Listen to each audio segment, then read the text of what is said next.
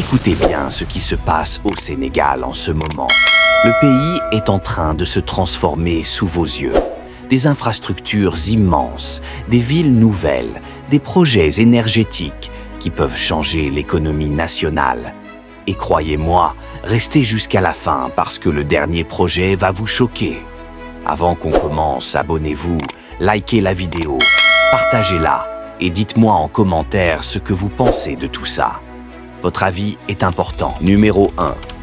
Le train express régional continue de s'étendre. Au départ, il reliait Dakar à Diamniadio. Maintenant, il avance vers l'aéroport Blaise Diagne et bientôt jusqu'à Thiès. Ce train moderne, rapide, électrique, change complètement la manière de se déplacer. On parle de moins de fatigue, moins d'embouteillage, plus de temps pour vivre. Ce n'est pas qu'un transport, c'est une nouvelle façon d'organiser la vie quotidienne dans la capitale. Numéro 2. Diamniadio, une nouvelle ville qui prend forme. Pas un concept, pas un rêve, une réalité. Des ministères, des immeubles modernes, des quartiers résidentiels, des centres d'affaires, des écoles. Tout est pensé pour devenir une capitale administrative nouvelle. Le but est clair. Désengorger Dakar, créer une ville mieux organisée, plus propre, plus moderne. Une ville du futur au cœur du Sénégal. Numéro 3. Le port en eau profonde de Ndayane. Ce projet est gigantesque. On parle d'un port capable d'accueillir les plus grands navires mondiaux. Grâce à ce port, le Sénégal veut devenir un centre commercial majeur en Afrique de l'Ouest. Plus d'exportation, plus d'investissement, plus de commerce. Ce port peut changer la position du Sénégal sur la carte économique mondiale. Numéro 4. Le BRT de Dakar. Des bus rapides, modernes, électriques, qui circulent sur des voies réservées pour éviter les embouteillages. Ce système permet de relier Guédiawaye à Dakar plus rapidement, plus proprement, plus confortablement. C'est une révolution pour les déplacements quotidiens. Fini les heures de retard. Ce projet touche directement la vie du peuple. Numéro 5. Les logements sociaux et la cité de l'émergence.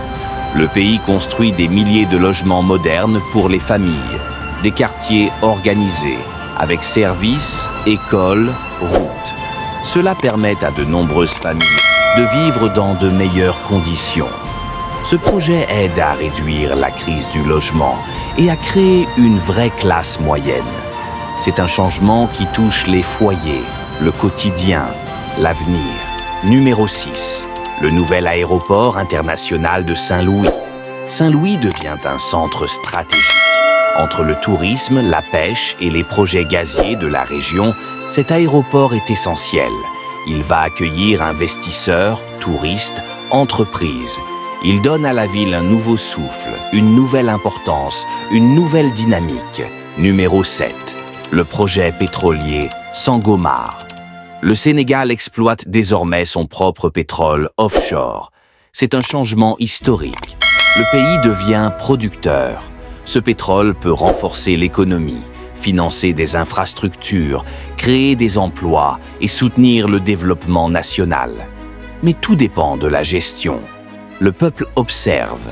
L'avenir dépend des décisions. Numéro 8. Le projet gazier GTA Grand Tortue Ahmeyim, situé entre le Sénégal et la Mauritanie. L'un des plus grands projets gaziers du continent.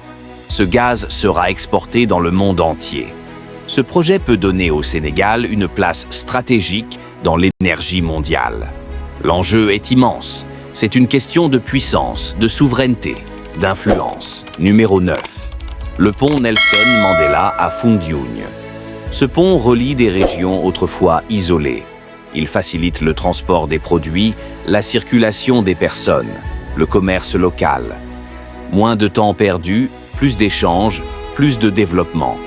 C'est une infrastructure qui transforme la vie réelle, loin des discours. Numéro 10. Le parc industriel de Diamniadio.